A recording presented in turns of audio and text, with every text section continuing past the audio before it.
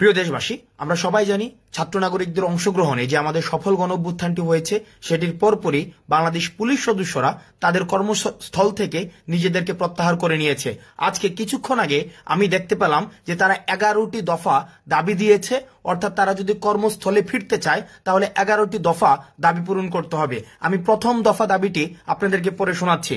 তারা বলতে চেয়েছেন যে পুলিশকে সংস্কার করে দলীয় প্রভাবমুক্ত জনগণের কল্যাণে নিয়োজিত করতে হবে। দেখুন, খুব আমরা যেই পুলিশকে আমরা দেখতে চাই দলীয় প্রভাব মুক্ত থেকে কাজ করার জন্য পুলিশকে সংস্কার করতে হবে, এটি তাদের প্রথম দফায় এই দাবিটি রেখেছে। এবং এই দাবির সংস্কারের যে জায়গাটি, এটি সম্পূরক একটি জায়গা তারা যুক্ত করেছে। সেটি বলেছে, আমরা যে রঙের ইউনিফর্ম পরিধান করে কলঙ্কিত হলাম সেই পোশাকের রং পরিবর্তন করে কনস্টেবল থেকে আইজি পর্যন্ত একই ড্রেস কোড নিশ্চিত করতে হবে। এটি ছিল তাদের প্রথম দফার ক নাম্বার দাবি। খ নাম্বার দাবিতে তারা বলেছে, আমাদের সকল পুলিশ সদস্য ও তাদের পরিবারের নিরাপত্তা নিশ্চিত করতে হবে এবং এর সাথে সাথে যে সকল সিনিয়র অফিসাররা ক্ষমতার লোভী দালাল পুলিশ অফিসারদের কারণে আমাদের শত শত পুলিশ সদস্য ও সাধারণ ছাত্র জনতা মৃত্যুবরণ করেছে তাদেরকে গ্রেফতার করে অনীতি বিলম্বে বাংলাদেশের প্রচলিত আইনে বিচার করতে হবে এবং তাদের অবৈধ সম্পদ বাজেয়াপ্ত করতে হবে। এটি অত্যন্ত গুরুত্বপূর্ণ একটি দাবি। দেখুন এখানে কি বলেছে, এখানে তারা স্বীকার করে নিয়েছে, এখানে অর্থাৎ বাংলাদেশ পুলিশে অবৈধ ক্ষমতালোভী ব্যক্তি স্বার্থ হাসিলের জন্য অন্যান্য পুলিশ সদস্যকে তারা ব্যবহার করেছে এবং পুলিশ সদস্যরাই এখন দাবি করেছে যেসব পুলিশ সদস্য তাদেরকে ব্যবহার করে ক্ষমতার লোভে তাদেরকে ব্যবহার করেছে তাদেরকে বিচার করতে হবে এবং যেই ছাত্রদেরকে নির্যাতন করেছে যেসব পুলিশ সদস্যরা তাদের প্রমোশনের জন্য অথবা দলীয় লেজুর বৃত্তি মেনটেন করার জন্য তাদের কিন্তু তারা বিচার চেয়েছে। তারপরে দেখেন, তারপরে 2 নাম্বার দাবিটি একে খুব গুরুত্বপূর্ণ একটি দাবি। সেখানে তারা বলেছেন যে এই চলমান আন্দোলনে যেসব পুলিশ সদস্য মারা গিয়েছেন তাদের পরিবারেরকে সহায়তা দিতে হবে, আর্থিক সহায়তা দিতে হবে এবং সেখানে বলা হয়েছে যে জানমালের নিরাপত্তা ব্যবস্থা নিশ্চিত করতে হবে। এবং খ নাম্বার দাবিটি আমি ব্যক্তিগতভাবে মনে করি খুবই প্রাসঙ্গিক। 2 খতে সেখানে বলেছেন যে আন্তর্জাতিক শ্রম আইন অনুযায়ী সেখানে 8 ঘন্টা কর্মঘণ্টা নিশ্চিত করতে হবে। আপনারা সবাই জানেন বাংলাদেশ পুলিশের যেই কর্মঘণ্টা সেখানে নির্দিষ্ট কোনো কর্মঘণ্টা নেই। সেখানে হচ্ছে অর্থাৎ একটা পুলিশ 24/7 ডিউটি করতে হয়।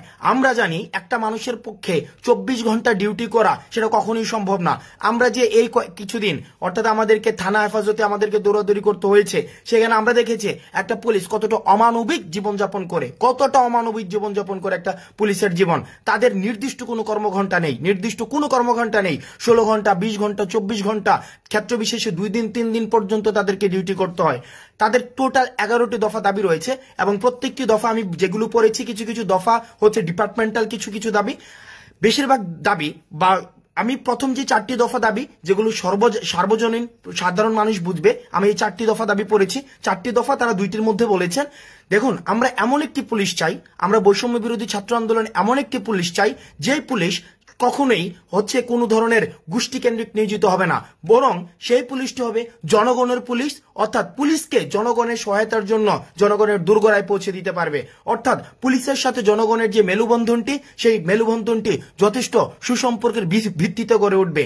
আমরা দেখেছি সাধারণ জনগণের যে ক্ষোভটি সেটি কিন্তু পুলিশের উপরে না, বরং সেই ক্ষোভটি হচ্ছে পুলিশের পোশাকের উপরে। অর্থাৎ যারা গত 16 বছর ধরে ফ্যাসিজম কায়েম করেছে এই পুলিশের পোশাকটি ব্যবহার করে, অর্থাৎ তাদেরকে লাঠিয়াল বাহিনীতে পরিণত করেছে।